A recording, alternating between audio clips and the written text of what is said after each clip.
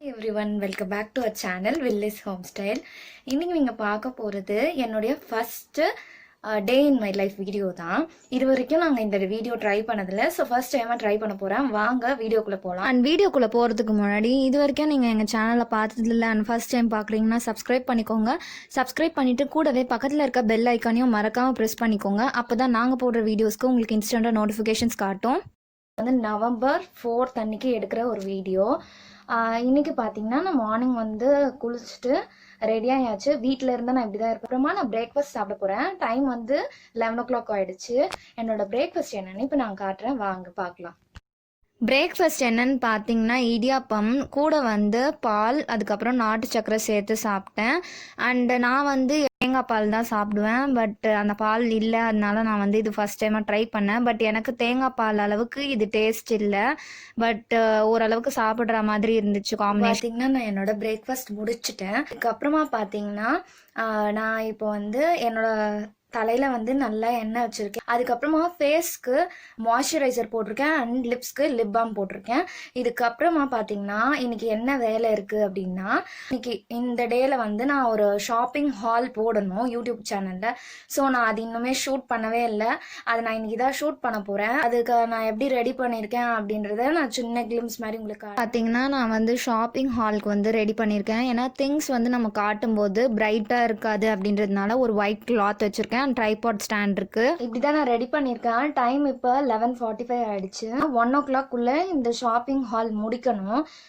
பார்க்கலாம் எவ்வளோ டைம் எடுக்குது அப்படின்ட்டு. நான் வந்து ஷூட்டிங் வந்து முடிச்சிட்டேன். டைம் பார்த்தீங்கன்னா 1 o'clock முடிக்கணும்னு நினச்சேன். இப்போ 12:30 ஆகுது. எனக்கு ஒரு விஷயம் மறந்துட்டேன். என்ன அப்படின்னா, நான் இந்த வீடியோ எடுத்ததுனால இன்னைக்கு யூடியூப்ல இருந்து ஷார்ட்ஸ்ன்னு ஒரு வெர்ஷன் வந்து கொடுத்துருக்காங்க.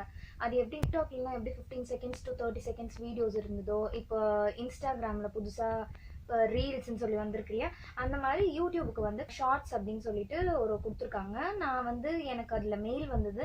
நான் அதை ரெஜிஸ்டர் பண்ணியிருந்தேன். அது பார்த்தீங்கன்னா November 4th to November 8th இந்த 4 daysல வந்து மார்னிங் அண்ட் ஈவினிங் செஷன் இருக்குது. நம்ம எந்த டைம் வேணுமோ அது வந்து நம்ம பண்ணிக்கலாம். பட் என்ன ஆச்சுன்னா, நான் இந்த அவசரத்தில் நான் மெயில் செக் பண்ணாமல் விட்டுட்டேன். அது எனக்கு இன்றைக்கி தான் இருந்தது 11:45 அந்த வெபினார் மாதிரி. ஸோ என்னால் அட்டன் பண்ண முடியல. நான் அதை கேன்சல் பண்ணிவிட்டு இப்போ நான் திரும்ப ரெஜிஸ்டர் பண்ணியிருக்கேன். 2 daysக்கு அப்புறமா வந்து நான் ரெஜிஸ்டர் பண்ணியிருக்கேன். பார்க்கலாம் அதில் என்ன சொல்லித்தராங்க அப்படின்ற அப்டேட்ஸ் நான் உங்களுக்கு முடிஞ்சால் ஷேர் பண்ணுறேன். இப்போ நெக்ஸ்ட்டு எனக்கு என்ன வேலைன்னு பார்த்தீங்கன்னா, நான் எடுத்த வீடியோவை எடிட் பண்ணணும். எப்பயுமே என்னோடய கசின் தான் எடிட் பண்ணி கொடுப்பா. இப்போ நான் ஒரு ரீசெண்டாக ஒரு 2-3 வீடியோஸ் வந்து சென்ட் பண்ண முடியாததுனால முடிஞ்ச அளவுக்கு நான் எடிட் பண்ணி அப்லோட் பண்ணுறேன். இப்போ பார்த்தீங்கன்னா கொஞ்சம் நேரம் நான் அதை எடிட் பண்ணிவிட்டு நான் இப்போ வந்து இன்றைக்கி சமைக்க போகிறேன். எப்பயுமே வந்து என் பாட்டி தான் குக் பண்ணுவாங்க.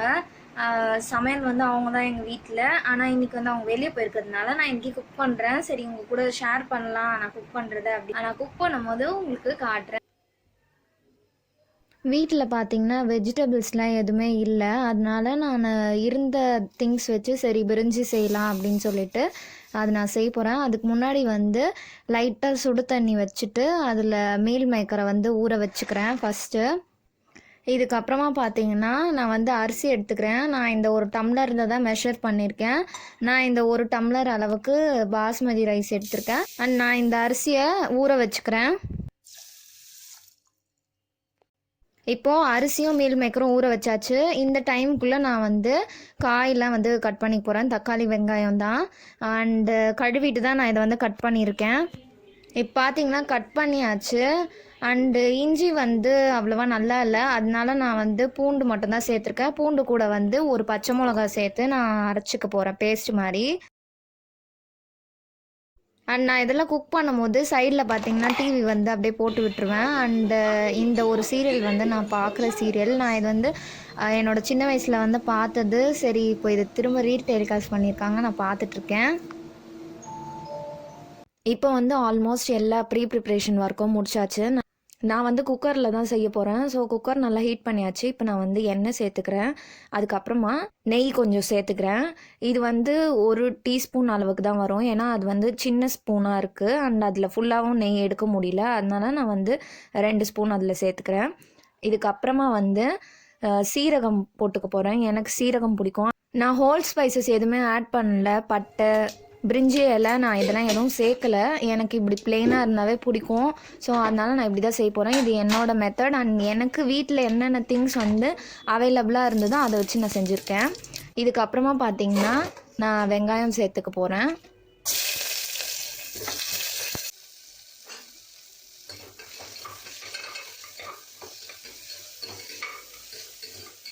இப்போது வெங்காயம் நல்லா வதங்கிடுச்சு. அதுக்கப்புறமா நான் 2 பச்சை மிளகா சேர்த்துருக்கேன். காரம் வந்து எனக்கு கொஞ்சம் அதிகமாக இருந்தால் தான் பிடிக்கும். இதுக்கப்புறமா நான் அரைச்சி வச்சுருக்க பேஸ்ட்டை வந்து நான் சேர்த்துக்கிறேன். சேர்த்துட்டு நல்லா அதையும் வதக்கணும். இது வந்து பார்த்திங்கன்னா ஒரு ப்ராப்பர் ரெசிபி வீடியோ கிடையாது. நான் வீட்டில் இருக்க இன்க்ரீடியன்ஸ் வச்சு எனக்கு எவ்வளோ குவான்டிட்டி அளவில் பிடிக்குமோ அந்த மாதிரி நான் குக் பண்ணியிருக்கேன். இப்போ நெக்ஸ்ட்டு நான் வந்து தக்காளி சேர்த்து நல்லா வதக்கிக்கிறேன். தக்காளி சேர்த்து லைட்டாக கலந்ததுக்கப்புறமா நான் கொஞ்சமாக உப்பு சேர்த்துக்கிறேன். இது நல்லா வதங்கணும் அப்படின்றதுக்காக.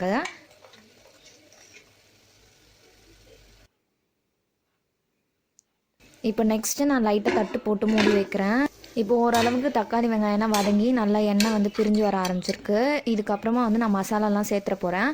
1/4 டீஸ்பூன் மஞ்சள் தூள், அதுக்கப்புறம் அந்த சின்ன ஸ்பூன்லேயே 1 டீஸ்பூன் அளவுக்கு மிளகாய்த்தூள், இது வெறும் மிளகாய்த்தூள் தான் சேர்த்துருக்கேன். இதுக்கப்புறமா 1/4 டீஸ்பூன் அளவுக்கு கரம் மசாலா சேர்த்துருக்கேன். இதெல்லாம் சேர்த்து நல்லா கலந்துக்கிறேன். அடிப்பிடிக்காத அளவுக்கு செஞ்சுக்கணும். இதுக்கப்புறமா வந்து நான் ஊற வச்சுருக்க மீல் மேக்கரை இதில் சேர்த்துக்கிறேன்.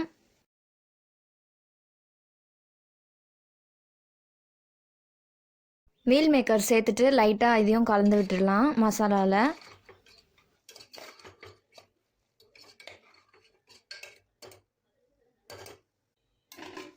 இதுக்கு அடுத்து பார்த்தீங்கன்னா இப்போ நான் ஊற வச்சுருக்க அரிசியை வந்து இதில் சேர்த்துக்க போகிறேன்.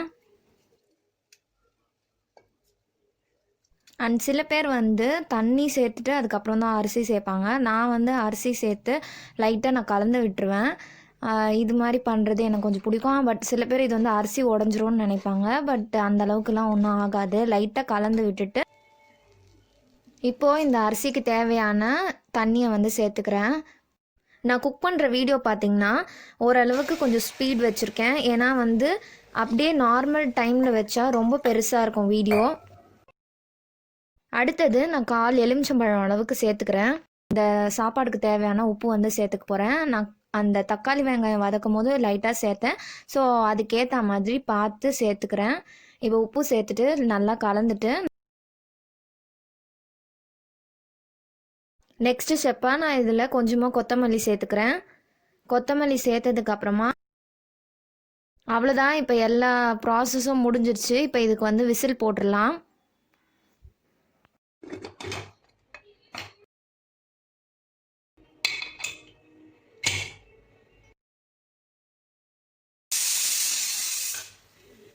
இந்த சாப்பாடு வேகிறதுக்குள்ளே சைடில் ரைத்தா செஞ்சுட்டேன். ஏன்னா எனக்கு ரைத்தா இருந்தால் தான் பிடிக்கும் சாப்பிட்றதுக்கு. இப்போ பார்த்திங்கன்னா சோயா சங்க்ஸ் பிரிஞ்சி, ரைத்தா, அதுக்கப்புறம் வீட்டில் இருந்த சிப்ஸோட இதுதான் என்னோடய லஞ்சு. லஞ்ச் முடிச்சு சாப்பிட்டாச்சு. அதுக்கப்புறம் வீடியோ அப்லோட் பண்ணணும். அவ்வளோதான். அதுக்கப்புறம் வேறு எதுவும் பெருசாக வேலை இருக்காது. ஸோ உங்களுக்கு வேறு ஏதாவது கண்டென்ட் இருந்தால் நான் இது கூட ஜாயின் பண்ணுறேன். அப்படி இல்லைன்னா இதோட இந்த வீடியோவை முடிச்சுக்கலாம். உங்களுக்கு இந்த டே இன் மை லைஃப் வந்து பிடிச்சிருந்தா லைக் பண்ணுங்கள், கமெண்ட் பண்ணுங்கள், உங்கள் ஃப்ரெண்ட்ஸ்க்கு ஷேர் பண்ணுங்கள். அண்ட் மறக்காமல் எங்கள் சேனலுக்கு சப்ஸ்கிரைப் பண்ணிடுங்க. தேங்க்ஸ் ஃபார் வாட்சிங்.